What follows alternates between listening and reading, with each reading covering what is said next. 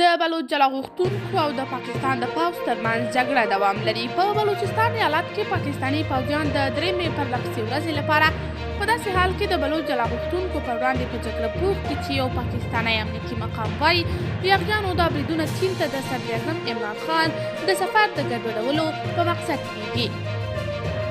له دې دمخه د پاکستان پوځ ویلي و چې د جلا غوښتونکو بریدونه یې دفع کړي دي.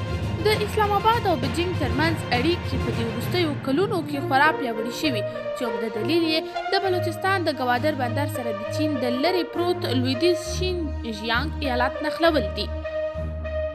لویدیځ چین د شینجیانګ په ایالت کې د ایغوریانو په نسل وژنه او زنداني کولو تورنوي، خو بیجینګ دغه تورونه ردوي.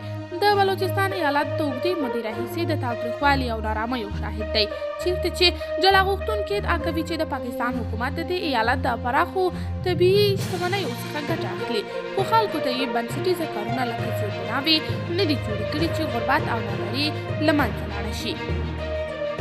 د چین او پاکستان دهلیز اقتصادي پروژې په داسې حال کې په دې ایالت کې اعتراضونه زیږولي چې ادعا کېږي دغې سترې پانګورې محلي ولس ته یې کومه ګټه نه ده رسولې. قدرمنو لیدونکو، تاسې د دې موضوع په هکله څه نظر لرئ؟ خپل نظریات راسره کمنټ کې شریک، ویډیو لایک او سبسکرایب کړئ.